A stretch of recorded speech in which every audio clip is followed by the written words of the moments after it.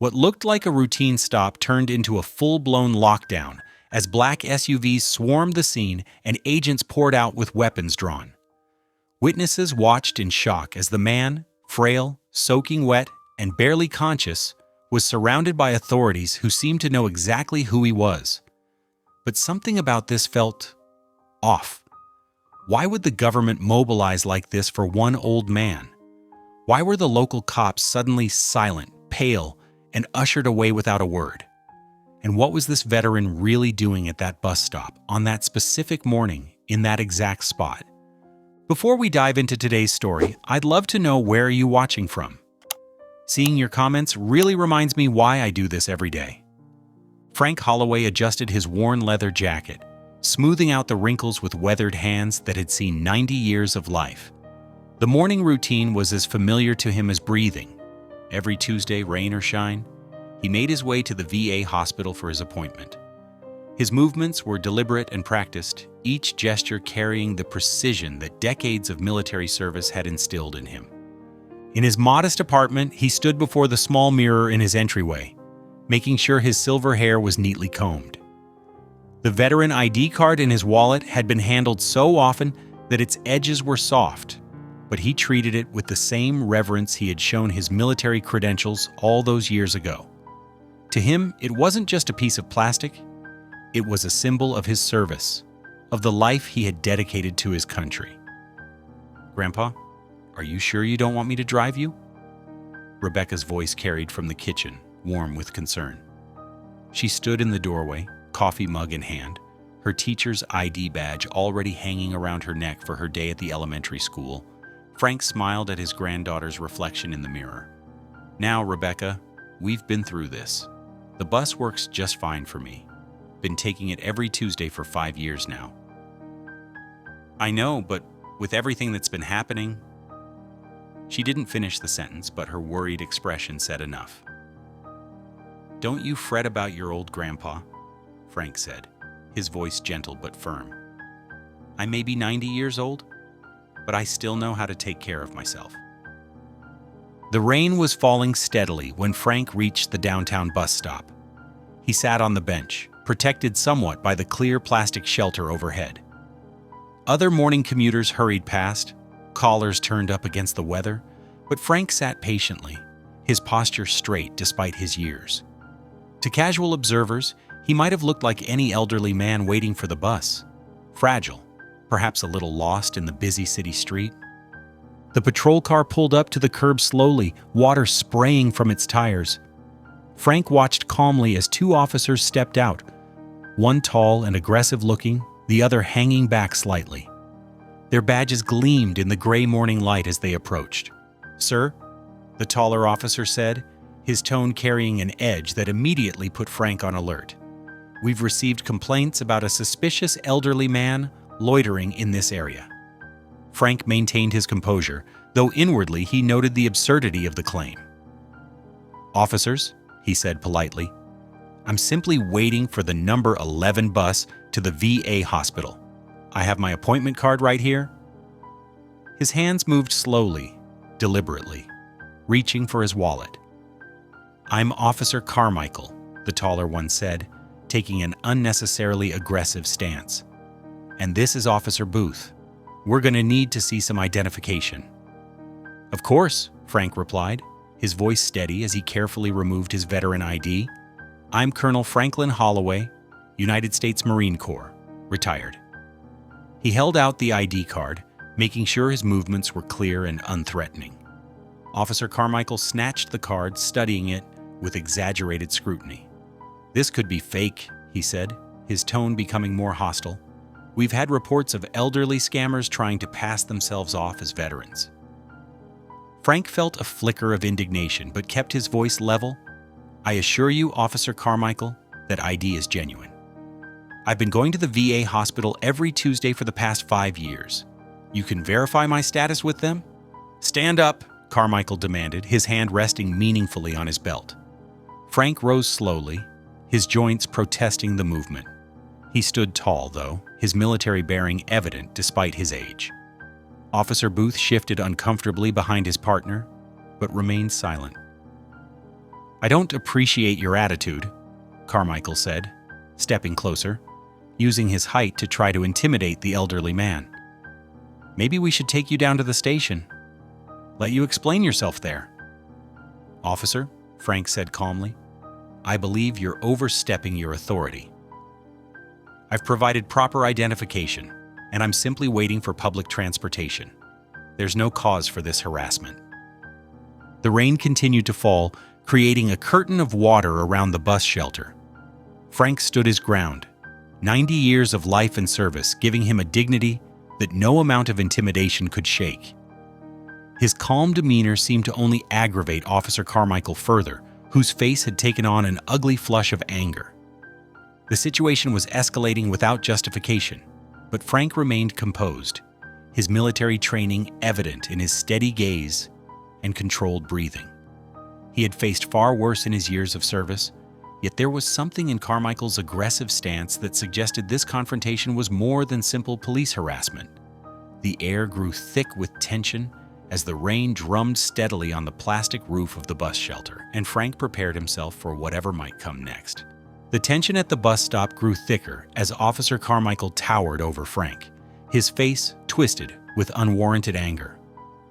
The rain continued its steady drumming against the plastic shelter, creating an ominous backdrop to the confrontation. "I said I don't like your attitude, old man," Carmichael growled, pushing closer into Frank's personal space.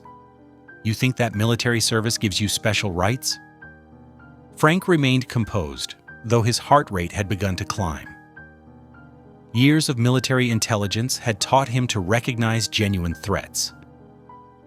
And something about Carmichael's demeanor suggested this was more than simple police overreach.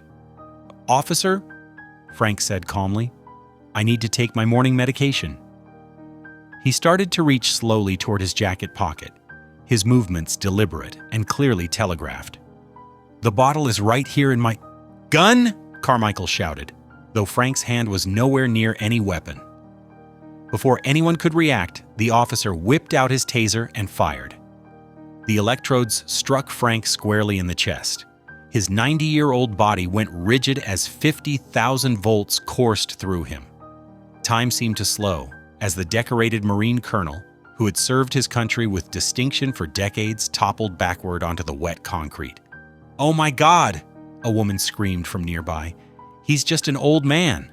Frank lay motionless on the pavement, the rain falling on his face. His military bearing, his quiet dignity, all stripped away in an instant of senseless violence. The medication bottle had fallen from his pocket and rolled into a puddle, pills dissolving in the rainwater. "Stay back," Officer Booth warned the gathering crowd, but his voice trembled with uncertainty. Several bystanders had their phones out, recording the incident with shaking hands. A young man in a business suit stepped forward.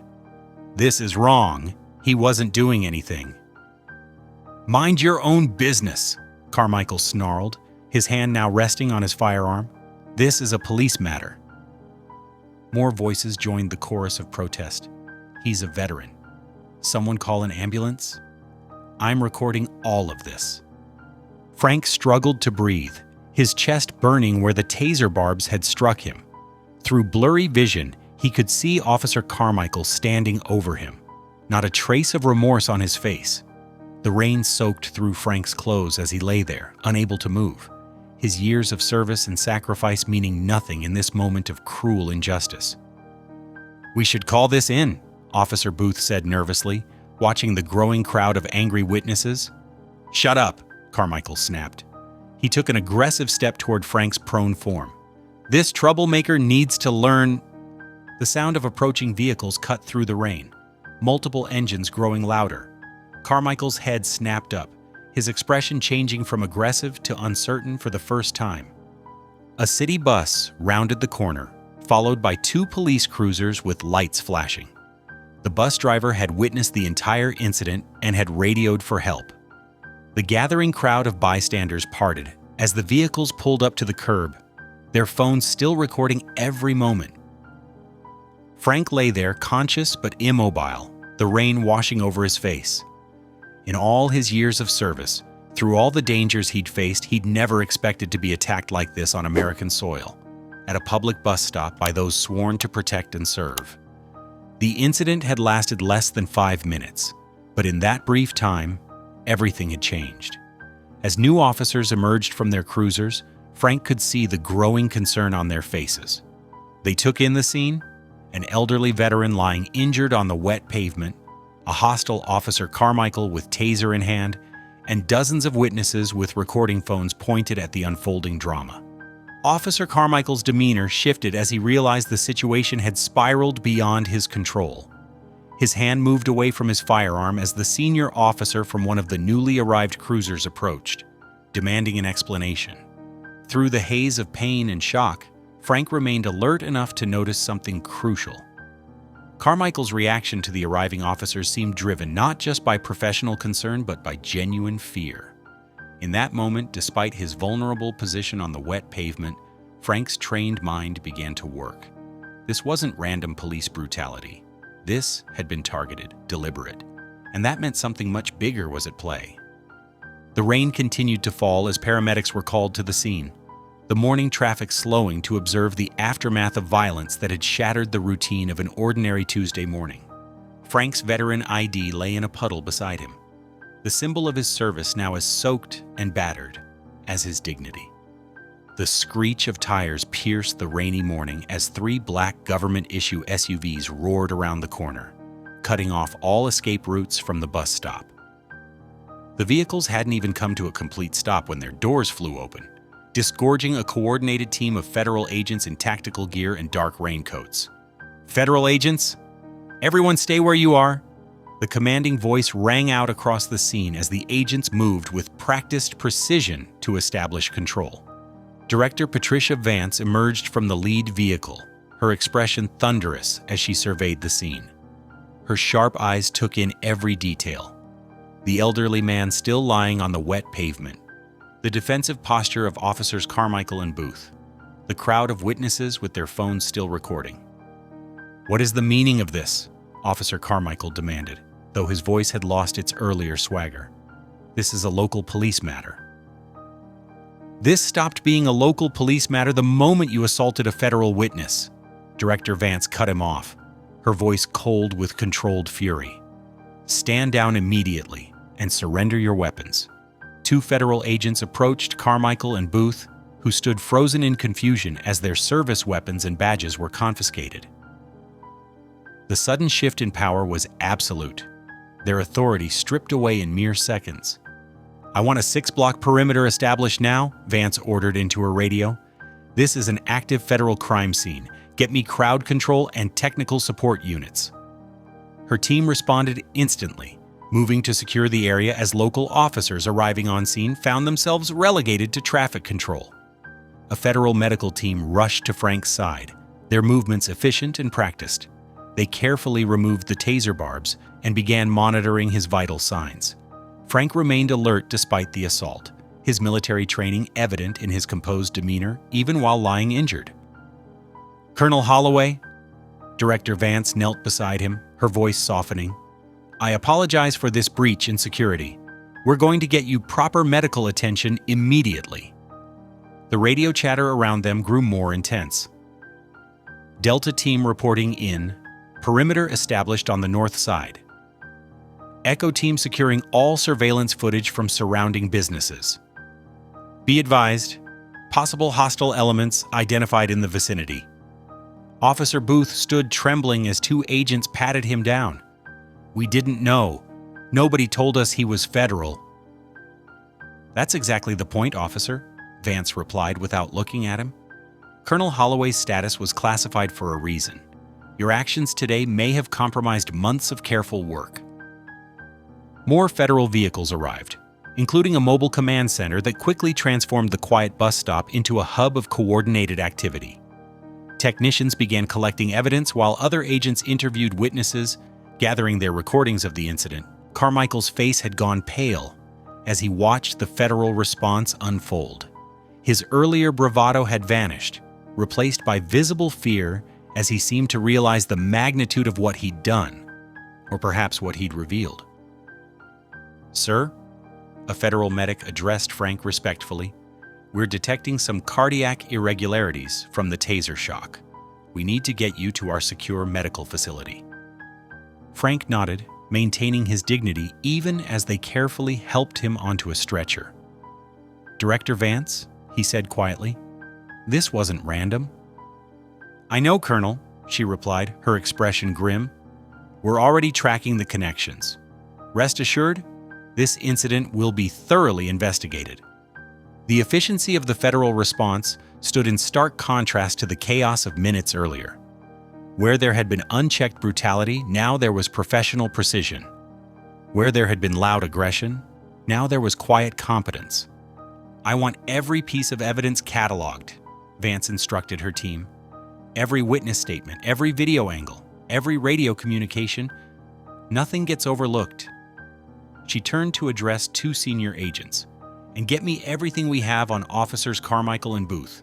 I want their complete histories, communications, financial records, everything." The rain continued to fall as Frank was carefully loaded into a medical transport vehicle, federal agents providing security on all sides. Director Vance supervised the operation personally, her presence ensuring that no detail was overlooked. "Ma'am," one of her agents approached with a tablet, "we're picking up some interesting chatter. Looks like this incident triggered several pre-established surveillance alerts." Vance nodded grimly. "As we suspected. Colonel Holloway's cover identity was solid. Someone had to have tipped them off." She watched as Carmichael and Booth were placed in separate vehicles for transport to federal holding. "And I think we just found our first solid lead." The mobile command center hummed with activity as data began flowing in from multiple sources. What had started as a simple act of police brutality was rapidly revealing itself to be part of something far more complex. The federal response hadn't just changed the immediate situation. It had transformed a local incident into a major federal investigation. Director Vance stood in the mobile command center, facing the two local officers who sat handcuffed to their chairs. The rain drummed steadily on the vehicle's roof as she opened a classified file marked Operation Watchdog. "Let me tell you exactly who you assaulted today," she said, her voice carrying the weight of contained anger. Colonel Franklin Holloway served 35 years in Marine Corps intelligence. His specialty? Identifying and tracking domestic terrorist threats to American democracy. Officer Carmichael's face drained of color as Vance placed photographs on the table between them. They showed a younger Frank in his Marine dress uniform, receiving commendations, leading intelligence briefings. "For the past 18 months, Vance continued, Colonel Holloway has been our key federal witness in what will become the largest domestic terrorism prosecution in recent history. In 3 days, he's scheduled to testify against a neo-Nazi cell planning coordinated attacks on federal buildings across 5 states. Through the command center's window, they could see Frank being treated by medical personnel. Despite his age in the assault, he maintained his characteristic composure, speaking quietly with the agents around him. "But sir," Officer Booth stammered, "he was just sitting at a bus stop." Vance's laugh held no humor. "That bus stop was part of a carefully planned surveillance operation. Colonel Holloway volunteered to serve as bait, helping us identify potential security breaches." She leaned forward, her voice dropping. "We had 23 federal agents positioned throughout this neighborhood, snipers on 3 buildings, surveillance teams in 6 locations, and then you two stumbled in and compromised months of careful preparation." The scene outside the command center continued to unfold with military precision. Agents processed evidence, interviewed witnesses, and maintained the security perimeter. The professional response stood in stark contrast to the chaos of the earlier assault. A series of photographs appeared on the command center's main screen. Surveillance images showing Frank's distinguished career. In one, a younger Frank stood before Congress, delivering classified testimony. In another, he led a team of intelligence analysts during a critical operation. "In 1978, Vance narrated, Colonel Holloway established our first comprehensive database of domestic terror threats. In 1993, he prevented a planned attack on 3 federal courthouses. Even in retirement, he continued serving his country by monitoring emerging threats. Officer Carmichael shifted uncomfortably in his restraints. How were we supposed to know? He looked like any other old man. That was exactly the point, officer, Vance replied sharply. His cover identity was crafted with incredible detail. Weekly VA appointments, regular bus routes, a perfectly ordinary life that let him move through the city unnoticed, until you two interfered. The screen showed more recent images. Frank transitioning into witness protection, his testimony leading to the arrests of 12 terrorist leaders, the massive cache of weapons seized based on his intelligence. 18 months ago, Vance explained, Colonel Holloway uncovered a network of domestic terrorists planning coordinated attacks. He immediately contacted federal authorities and agreed to serve as our primary witness. His testimony on Friday will dismantle their entire organization. Outside, medical teams continued treating Frank while technical specialists gathered evidence from the scene. The entire area had been transformed into a hub of federal activity, with agents moving with practiced efficiency. Your interference today wasn't just an assault on an elderly veteran, Vance continued. It was a catastrophic breach of federal security that may have exposed our key witness 3 days before crucial testimony. The officers watched as more surveillance photos appeared on screen. Images of Frank's careful routine over the past year and a half, always under federal protection, always gathering intelligence. Colonel Holloway didn't choose witness protection out of fear, Vance said, her voice softening with respect. He chose it because it let him continue serving his country. Even at 90 years old, he volunteered for today's surveillance operation, knowing the risks. Through the command center's window, they could see Frank sitting up on the medical gurney, speaking with federal agents. Despite the taser assault, his bearing remained military straight, his eyes alert and focused. That man you attacked? Vance concluded, fixing both officers with an unyielding stare. He's not your victim. He's been protecting this country since before you were born, and today your actions may have compromised everything he's fought to defend. The revelation hung heavy in the air of the command center. Outside, the federal response continued with clockwork precision, securing evidence, processing witnesses, and maintaining security around their key asset, not a helpless elderly man, but a decorated Marine colonel who had chosen to place himself in harm's way one final time in service to his country. Director Vance studied the digital evidence sprawling across multiple screens in the mobile command center. Text messages, phone records, and surveillance footage painted a disturbing pattern that went far beyond a simple police assault. "Play that security footage again," she ordered, watching as a technician rewound the video showing Officer Carmichael's patrol car.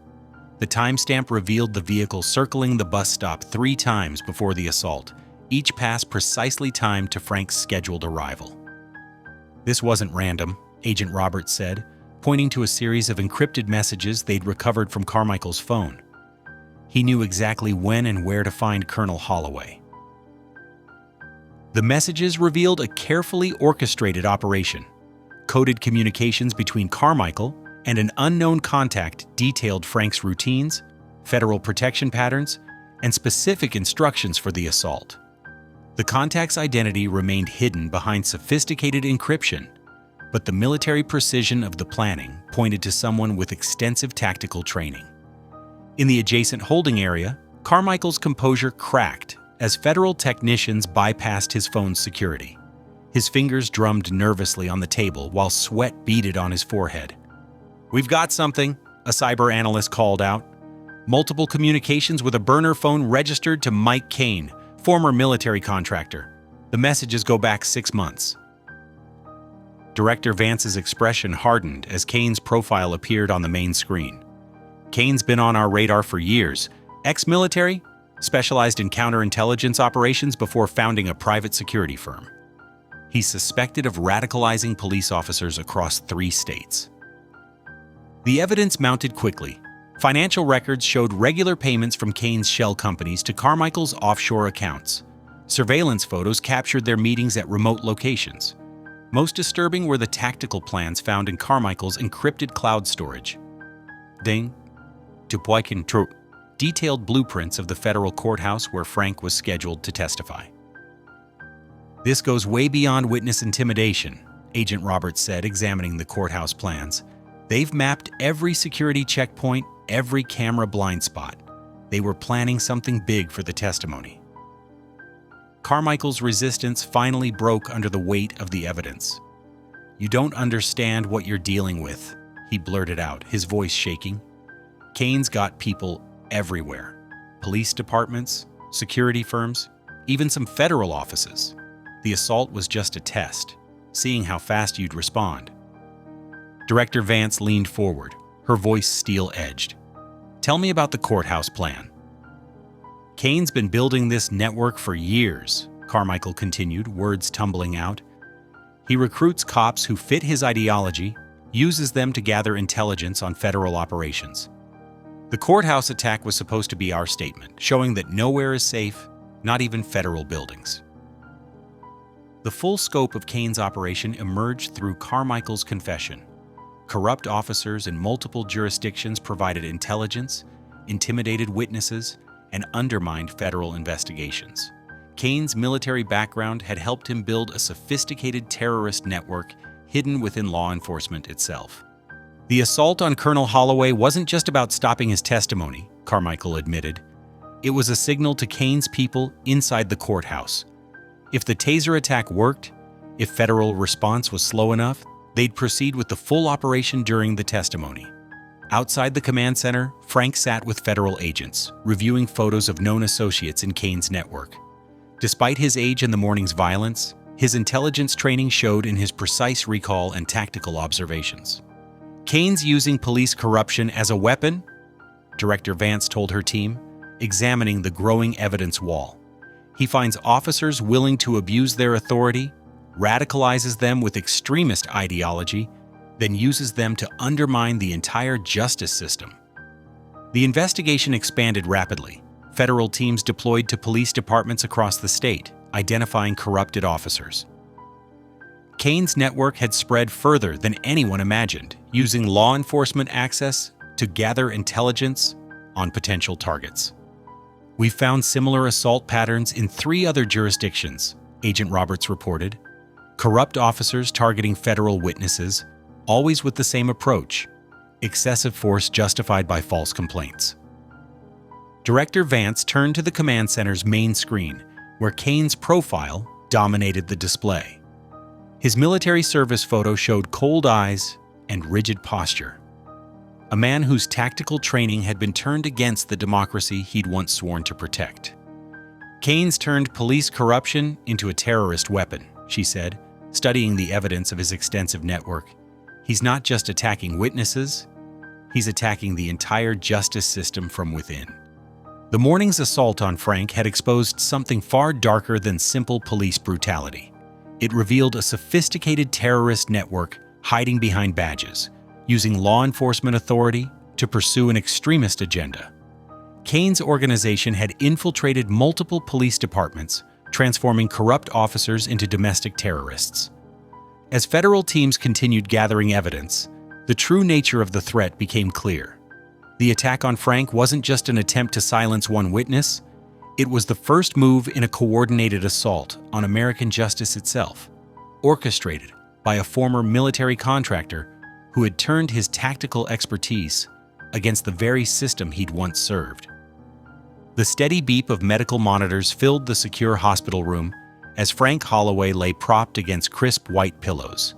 His weathered face showed the dark bruises from his fall, and electrodes monitored his heart after the taser's powerful shock. 2 federal agents stood guard outside his door, while others patrolled the hospital's restricted wing. Dr. Sarah Chen reviewed his charts with a concerned frown. The electrical shock combined with the impact, he caused more damage than we initially thought, Colonel Holloway. You have 2 cracked ribs, a mild concussion, and some cardiac irregularities we need to monitor. Frank's voice remained steady despite his pain. "How long until I can leave?" "You should stay at least 72 hours for observation," Dr. Chen replied. "I testify in 3 days," Frank said firmly. "I'll be there." Before the doctor could object, rapid footsteps echoed down the hallway. Rebecca Holloway rushed past the federal agents, her eyes filling with tears at the sight of her grandfather in the hospital bed. "Grandpa?" She hurried to his side, carefully taking his hand. "I came as soon as Director Vance called me. How could they do this to you?" Frank squeezed her hand, his calm demeanor masking his discomfort. "I'm all right, sweetheart. Just some bumps and bruises." Rebecca's voice shook with emotion. "They could have killed you? All because you were waiting for a bus?" She brushed away tears. "This isn't right." "There's more to it than that," Frank said softly. He glanced at Dr. Chen, who nodded and quietly left the room. "I haven't been completely honest with you about my weekly appointments." He explained his role as a federal witness, his decades of monitoring domestic threats, and the terrorist network he'd uncovered. Rebecca listened with growing concern as her grandfather revealed the dangerous truth he'd been protecting her from. "Why didn't you tell me?" she asked, hurt evident in her voice. "To keep you safe," Frank replied. "The less you knew, the better. But after today's attack, you need to understand the full situation." Director Vance entered the room, carrying a thick file. She nodded to Rebecca before addressing Frank. "Colonel, we've uncovered more about Kane's operation. It's worse than we thought."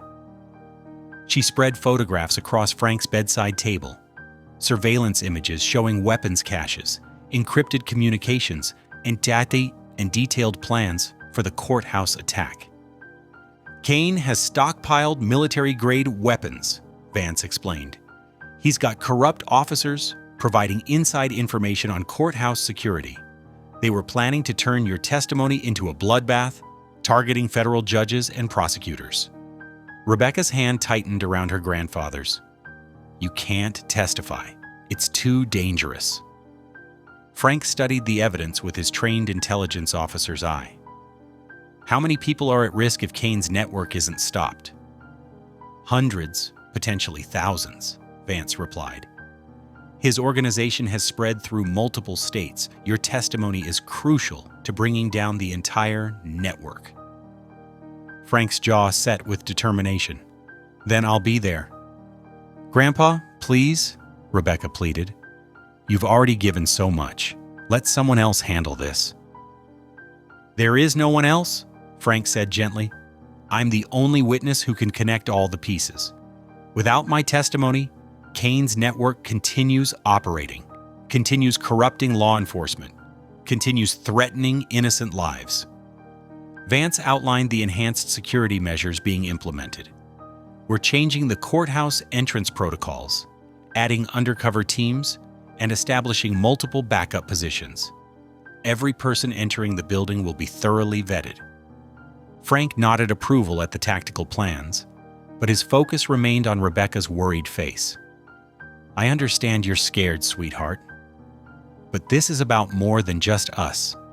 It's about protecting everything I spent my life defending. Justice, law, democracy itself." Rebecca wiped away fresh tears. "I know.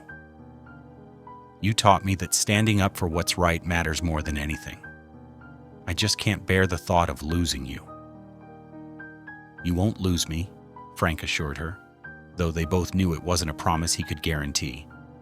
"I didn't survive 40 years in military intelligence by being careless, and I've got the best federal protection team watching my back." Director Vance stepped closer.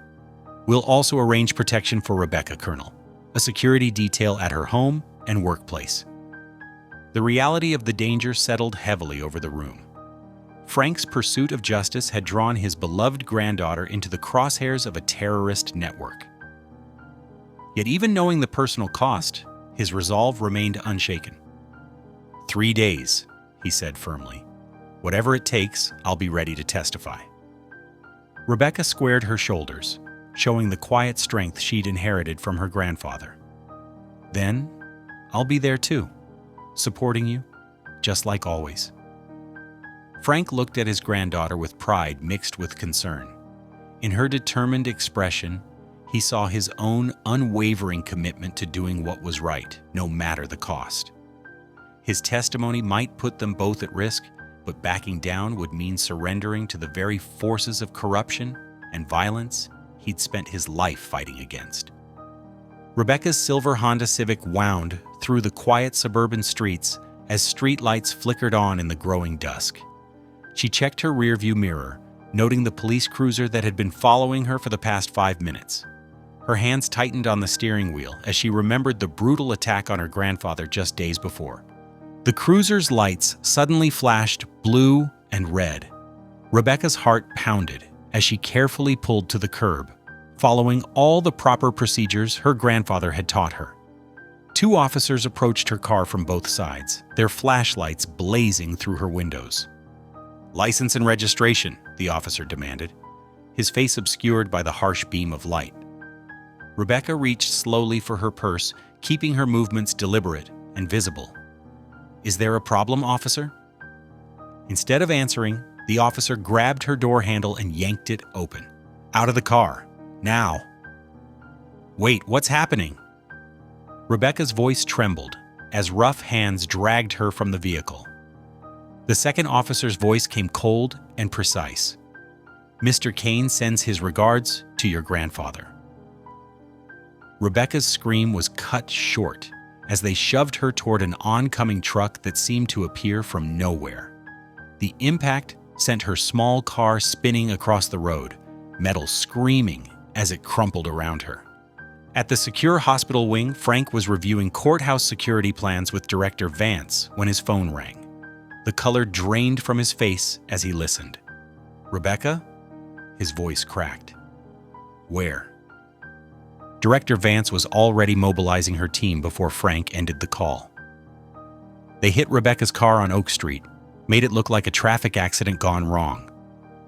Frank's weathered hands shook as he tried to stand, fighting against his own injuries. "I need to get to her." "Colonel, you can't leave secure protection," Vance insisted, but the look in Frank's eyes made her pause.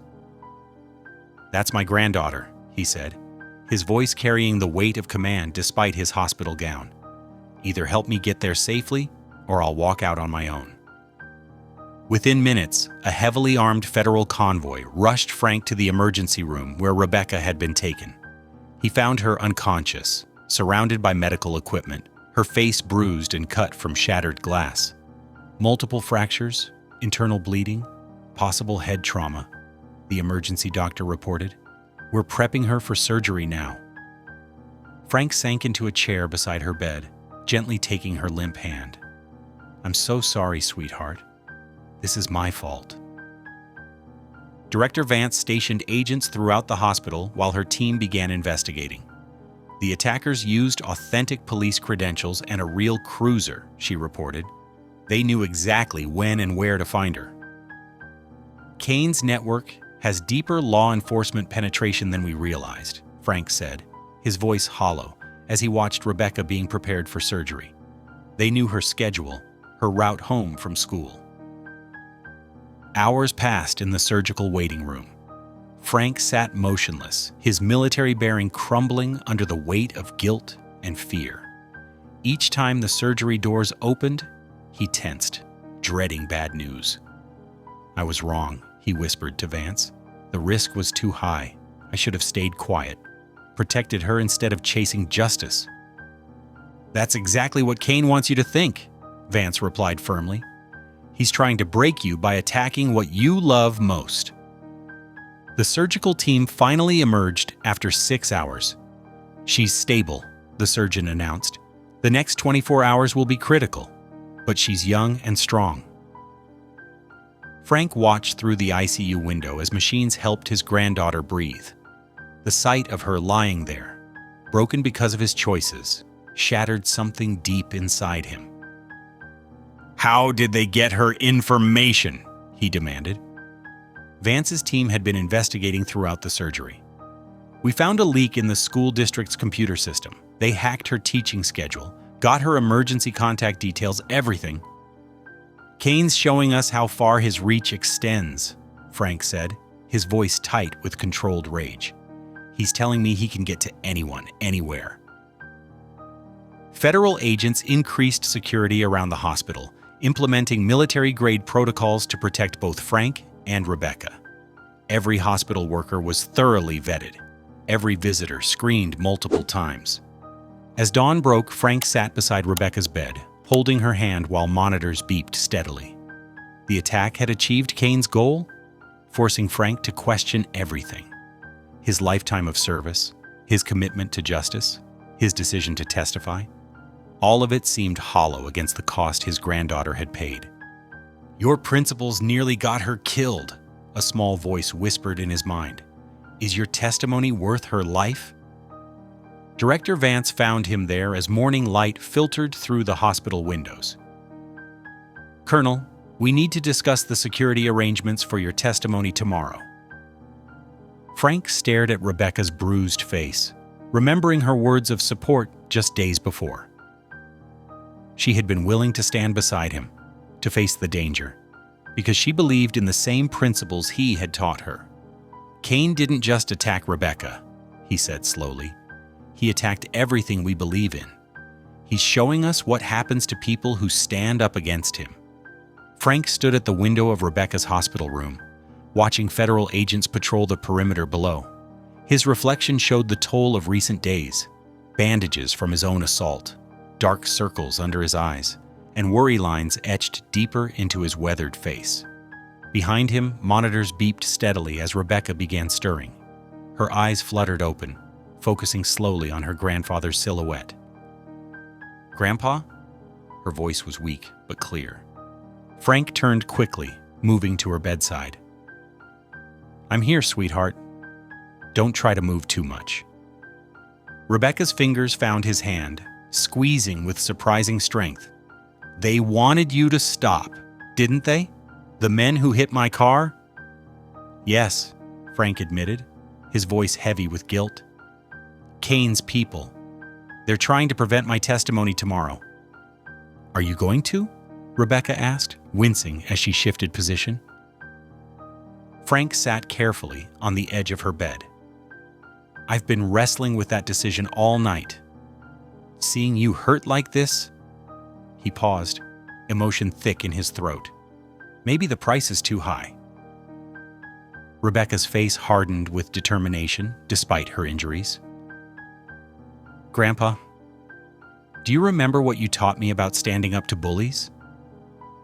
"That if you back down, they only get stronger," Frank replied softly.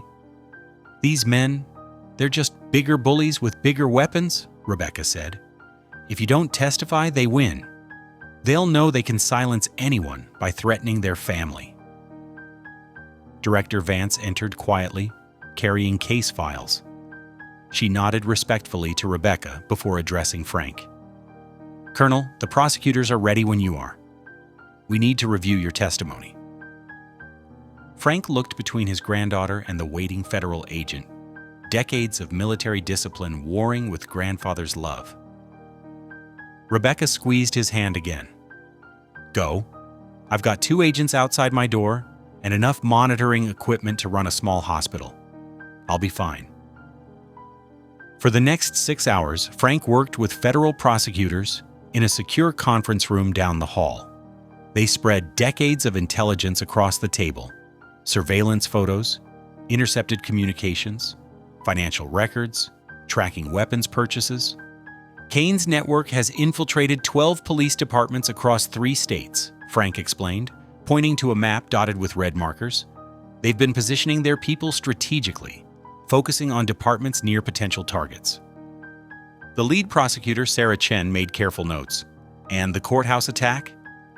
They've stockpiled military-grade weapons in a warehouse 3 miles from here," Frank said, indicating another location.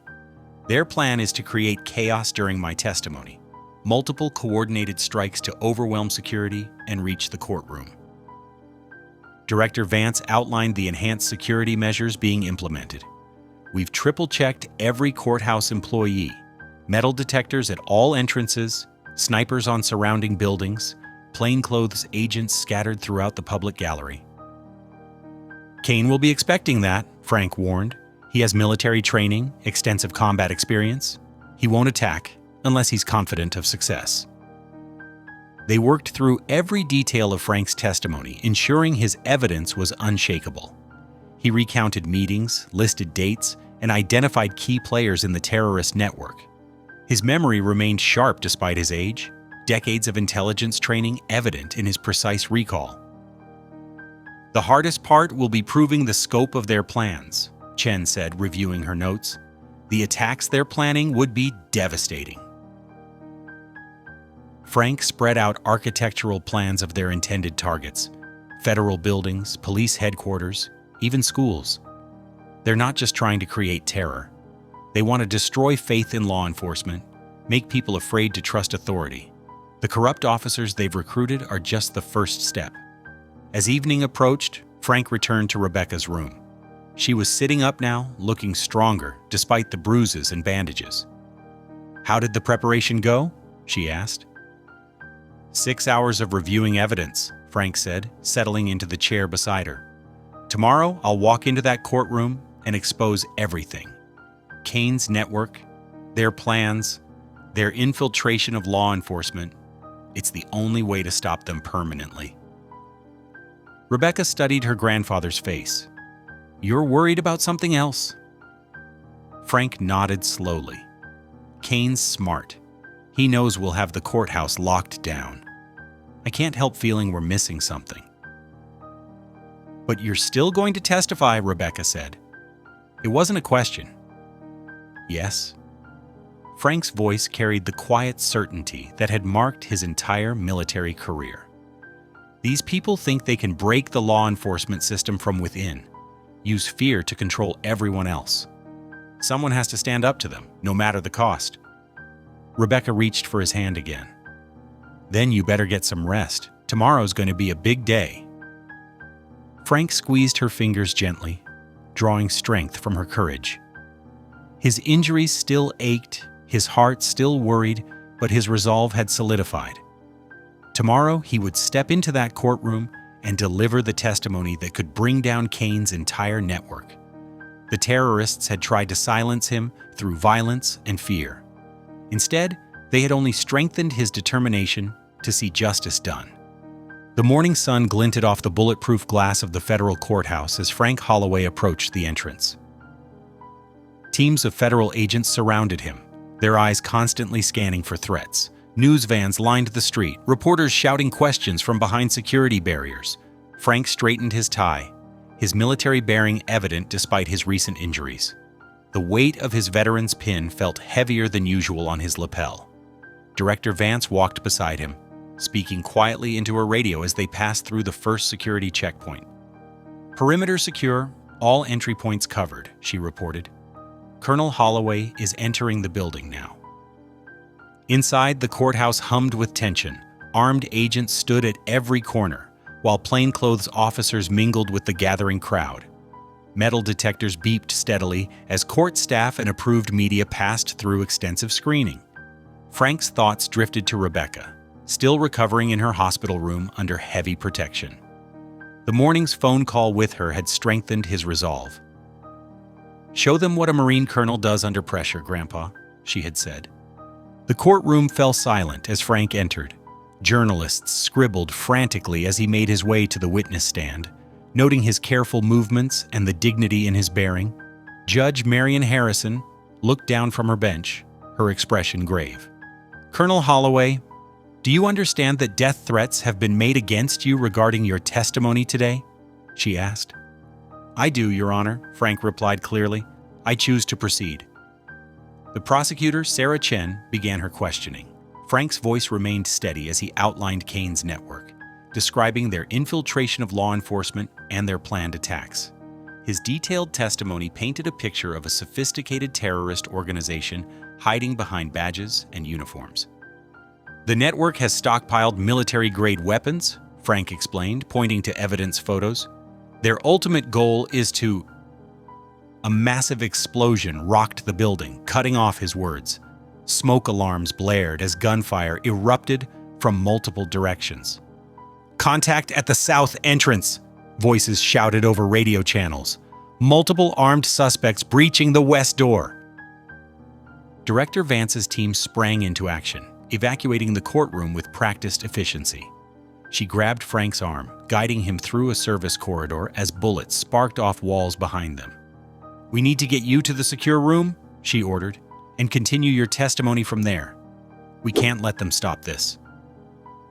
They hurried through the building's maze of hallways, the sounds of combat echoing through the structure. Frank's military training kicked in as he analyzed the attack patterns. "They're using a standard three-point assault," he told Vance. "Kane's copying Marine tactical procedures. They'll have a team moving through the central corridor to cut off evacuation routes." Vance immediately radioed the information to her teams.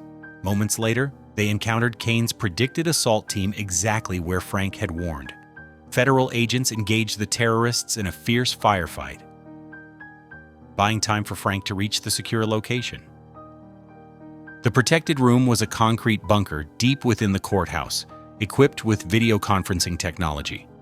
Technical staff quickly set up the connection while Frank caught his breath. "Video link established to the evacuation courtroom, sir," a technician reported. "They're ready for your continued testimony." On the screens, Frank could see Judge Harrison and the essential court staff relocated to a secure off-site location. The sounds of battle still echoed through the courthouse walls, but Frank's voice remained unwavering as he resumed his testimony. "As I was saying, Your Honor," he continued, "Kane's organization planned to target federal buildings, police headquarters, and civilian locations. Their goal was to create widespread distrust in law enforcement, making it easier to expand their influence." Between questions, Frank provided tactical insights to Vance's security teams, helping them anticipate and counter Kane's strategies. His decades of military experience proved invaluable as the battle for the courthouse continued. "The attack we're experiencing now," Frank testified, "demonstrates their methods. They're using corrupted police officers' knowledge of security procedures against us. But their focus on this courthouse proves how crucial this testimony is to stopping their entire network." For 2 hours, Frank maintained his composure, methodically presenting evidence while explosions and gunfire punctuated his words. He identified key players, revealed banking records, and exposed the full scope of Kane's planned attacks. The testimony painted a devastating picture of the terrorist network's capabilities and intentions. Through the security feeds, Frank watched as federal agents gradually gained the upper hand. Kane's forces, despite their military training, found themselves outmaneuvered and surrounded. Their coordinated assault faltered against the combined strength of federal defenders guided by Frank's insights. "Colonel Holloway," Chen asked, "can you explain the significance of these financial records?"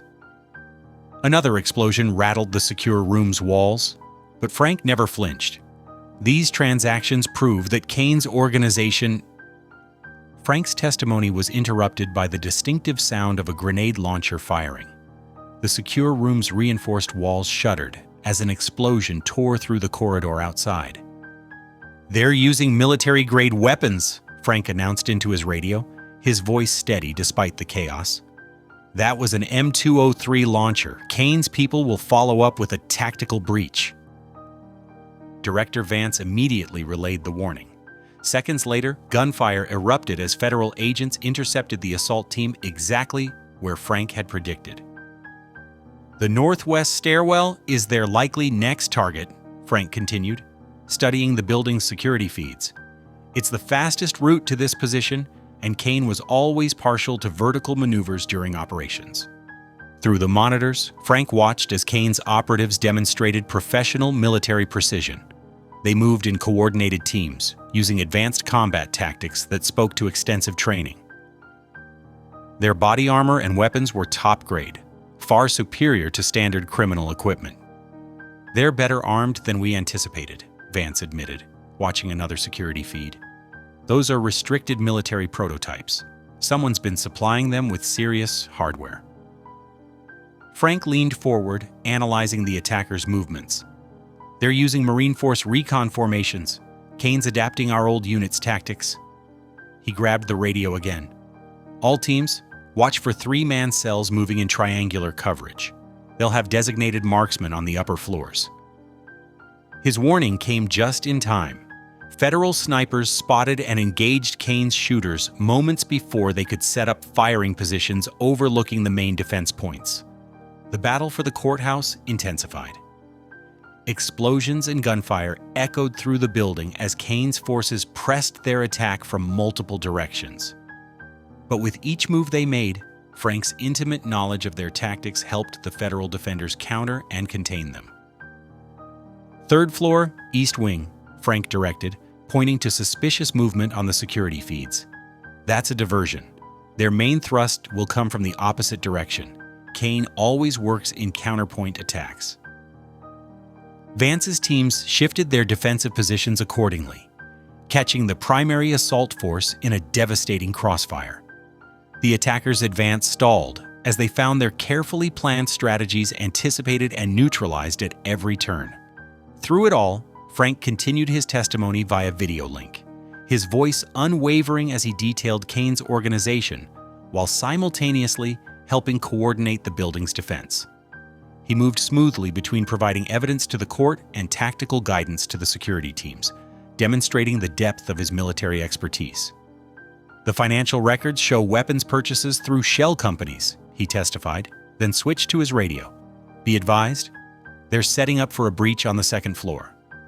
Standard Kane protocol calls for multiple entry points." Hours into the assault, the tide began to turn. Kane's operators found themselves increasingly cornered, their sophisticated tactics rendered ineffective by Frank's insights. Federal agents methodically contained and captured the attacking teams, securing their advanced weapons as evidence. But amid the chaos of room-to-room fighting, Kane himself remained elusive. Security cameras caught glimpses of him directing operations, always staying one step ahead of the federal response teams. He demonstrated the same tactical brilliance that had once made him a valued military contractor, using the building's layout to avoid containment. "He's making his way to the parking structure," Frank observed, spotting Kane's movement pattern. "That's his fallback position. There will be an escape vehicle waiting." Despite Vance's quick response, Kane managed to slip through the perimeter during an intense firefight near the garage entrance. He disappeared into the city's morning traffic, leaving his captured operators behind to face federal charges. The aftermath of the attack revealed its full scope. Dozens of Kane's operatives had been captured or killed. Wounded federal agents received medical attention as evidence teams cataloged the seized military hardware. The courthouse bore the scars of intense combat, its halls marked by bullet holes and explosive damage. Frank completed his testimony amid the sounds of cleanup operations. His comprehensive evidence, combined with the captured attackers and weapons, had dealt a devastating blow to Kane's network. But the terrorist leader's escape cast a shadow over their victory. "We've apprehended 38 of Kane's operatives," Vance reported, entering the secure room after the all-clear was given. But Kane himself slipped away during the final confrontation. He's still out there, and he won't take this defeat lightly. Frank nodded gravely, understanding the implications. His testimony had severely damaged Kane's organization, but the man himself remained a threat. As long as Kane was free, Frank and his family would never be truly safe. "Kane's not finished," Frank said, his expression determined. "He'll try to rebuild, and he'll want revenge. This isn't over." The federal teams began their evacuation procedure, preparing to move Frank to a secure location. The courthouse attack had failed to silence his testimony, but it had demonstrated the resources and determination of their opponent. Kane's escape meant the war would continue. The hospital corridor was quiet at 3 in the morning. Frank sat beside Rebecca's bed, watching his granddaughter's peaceful sleep while monitoring the security feeds on his tablet. His military training had taught him to trust his instincts, and something felt wrong tonight. The Federal Protection Detail maintained their positions throughout the medical floor, but Frank noticed subtle irregularities in their patrol patterns. Small delays in response times, slight variations in radio checks, details that most would miss, but that his decades of intelligence work had taught him to recognize. Kane was coming. Frank could feel it. He studied the security footage more closely, noting how the hospital's night shift moved through their routines. There, a maintenance worker whose movements were too precise, too tactical. The way he checked corners and maintained awareness of camera positions spoke of military training. Frank's hands trembled slightly as he reached for his phone, but his mind remained sharp. He had spent years studying Kane's methods, understanding how the former contractor's mind worked. Kane would have already compromised some of the hospital's security systems using his knowledge of federal protocols to create blind spots. "You taught me well, old man," Kane's voice came from the doorway. He entered quietly, dressed in hospital scrubs with an ID badge that would have passed most inspections, his cold eyes fixed on Frank as he closed the door behind him. "All those years in Force Recon, learning your techniques. And now here we are." Frank remained seated between Kane and Rebecca's bed. "You were one of our best, Mike. Before you lost your way." "Lost my way?" Kane's laugh was bitter. "I saw the truth. Our own government is the real enemy, the corruption, the weakness. Someone needs to burn it all down and start fresh." "And killing innocent people is your solution?" Frank's voice remained calm, though his heart raced. He needed to keep Kane talking, play to the younger man's ego. "Turning against everything we fought for?" Kane moved further into the room, his hand concealed in his scrub pocket. "You're living in the past, Colonel. The world has changed. Sometimes violence is the only answer." "Is that what you told yourself when you ordered the attack on my granddaughter?" Frank gestured toward Rebecca's sleeping form. "When you targeted a schoolteacher to get to me?" A flicker of emotion crossed Kane's face. "Collateral damage. This is war, and you forced my hand when you agreed to testify." Frank saw the weakness he needed. Kane's need to justify his actions, to frame himself as the hero of his own story. "You know what I see, Mike? I see a soldier who lost his purpose, who couldn't adjust to civilian life and let hatred fill the void." "Shut up," Kane snapped, pulling a silenced pistol from his pocket. "You don't understand anything. Your generation had it easy. Clear enemies, clear battles. Now the enemy is everywhere, hiding behind suits and badges." Frank slowly stood, his movements deliberate.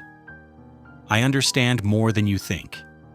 I understand that you're still following the tactical patterns I taught you, still favoring your right side after that shoulder wound in Fallujah, still telegraphing your intentions with your left foot." Kane's eyes narrowed, his weapon steady.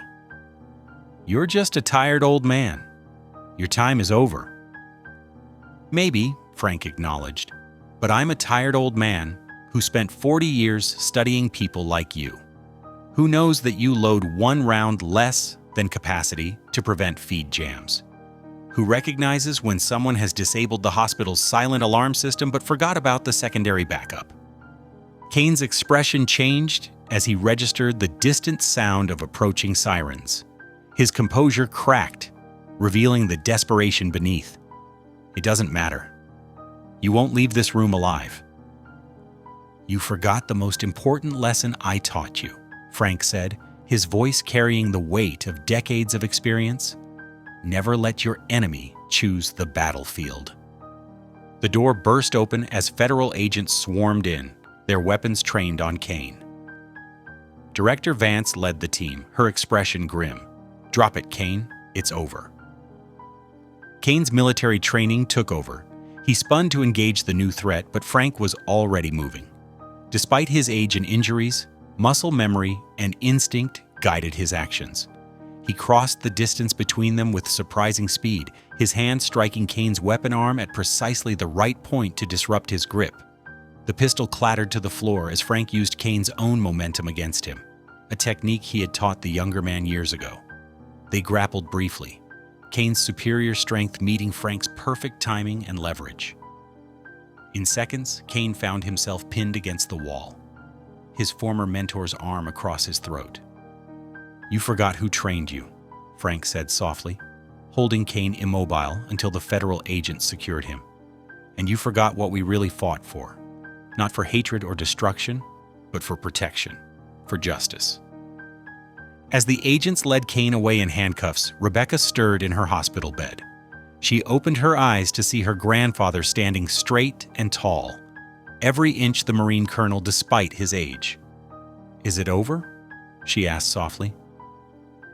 Frank took her hand, his grip strong and steady. "Yes, sweetheart. It's over. He can't hurt anyone anymore." The weeks following Kane's capture moved swiftly. Federal agents, armed with Frank's testimony and evidence recovered from Kane's hideout, launched coordinated raids across 3 states. The terrorist network, built so carefully on hatred and fear, crumbled like a house of cards. Officer Derek Carmichael sat in an interrogation room, his arrogance replaced by desperate bargaining as he offered names, dates, and locations.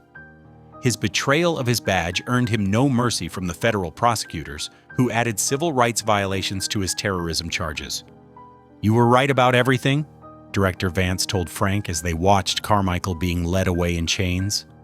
"The network's infiltration of law enforcement, their attack plans, even their communication methods, your intelligence work saved countless lives." Frank stood at the window of the federal building, his posture straight despite the cane he now used. "Sometimes the best way to serve your country is to simply tell the truth," he said quietly. The trials proceeded with methodical precision. Kane's network had planned attacks on 12 government buildings, including 3 federal courthouses. The evidence was overwhelming: detailed plans, weapons caches, and communications logs that revealed the full scope of their intentions. One by one, the conspirators faced justice. The corrupt officers were stripped of their badges, their betrayal of public trust earning them extended sentences. Kane himself, defiant to the end, received multiple life terms without possibility of parole. 6 months passed like gentle rain washing away dark memories. Spring brought new beginnings to the city, and with it came healing. Rebecca returned to her classroom, her students welcoming her back with handmade cards and fierce hugs. The physical therapy had been grueling, but she now walked without any trace of a limp. On a bright Tuesday morning, Frank and Rebecca sat together at the downtown bus stop, now adorned with a gleaming bronze plaque that read, "Colonel Franklin Holloway Memorial Stop, where courage stood against injustice." "I still can't believe they named it after you," Rebecca said, smiling as she watched morning commuters pause to read the plaque. Some nodded respectfully toward Frank, recognizing the quiet hero in their midst. Frank adjusted his tie, the same one he had worn 6 months ago. "Seems a bit much for just doing my duty," he said, but his eyes sparkled with quiet pride. A young police officer approached, his uniform crisp and his manner respectful. "Good morning, Colonel Holloway, Ms. Rebecca. Just checking in to make sure everything's okay." The department had instituted new community outreach protocols, rebuilding trust that had been damaged by Carmichael's actions. "Everything's fine, Officer Martinez," Frank replied warmly. "Right on schedule today." The officer smiled and continued his patrol. Things had changed dramatically since that rainy morning 6 months ago. The police department had undergone a complete overhaul, with new leadership emphasizing accountability and community service. Rebecca squeezed her grandfather's hand. "You know, when I was recovering in the hospital, I was so angry. Not just about the attack, but about everything they put you through. But you never lost faith in justice." Frank watched a group of school children pass by, their backpacks bouncing. "Justice isn't just about punishing the guilty," he said thoughtfully. "It's about believing in something bigger than ourselves, something worth protecting." The morning sun caught the medals on Frank's jacket, not just his military decorations, but the new civilian honors he'd received. The Presidential Medal of Freedom hung beside his combat action ribbon, symbols of service spanning 7 decades. "The bus will be here in 2 minutes, Rebecca said, checking her watch. Some habits of precision had rubbed off from her grandfather. Frank nodded, remembering another morning when he'd checked that same schedule. But now there was no hidden surveillance, no federal agents watching from unmarked cars. Just a grandfather and granddaughter, sharing a peaceful moment in the city they'd helped protect. The bus appeared right on schedule, its brakes letting out a familiar hiss as it stopped. The driver, an older woman named Maria, beamed at Frank. "Good morning, Colonel. Honor to have you aboard, as always." Frank rose slowly, Rebecca steadying his elbow more out of love than necessity. "Thank you, Maria. Just another Tuesday morning." But it wasn't just another morning, and everyone knew it. Each passenger on the bus smiled or nodded as Frank made his way to his usual seat. Some had been there that day 6 months ago, had witnessed his dignity in the face of injustice. Others had followed the story in the news, watched as the truth about Kane's network unfolded. Rebecca sat beside him, just as she had done countless times during his recovery. The bus pulled away from the stop. His stop now, though he still chuckled at the thought. "You know what Mom used to say?" Rebecca asked, watching the city roll by. "She always said you were the strongest person she knew, not because of your military service or your intelligence work, but because of your heart."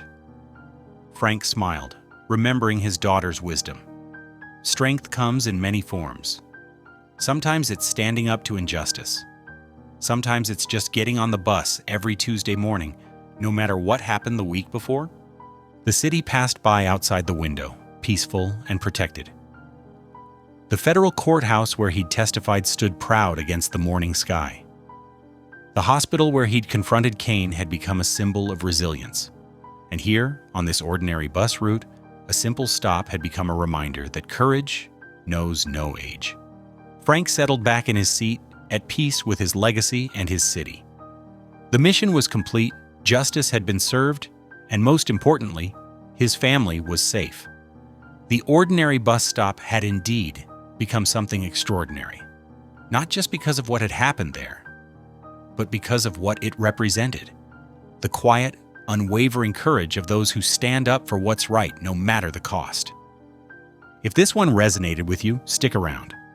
I've got another story waiting for you tomorrow, and who knows, it might be just what you needed to hear.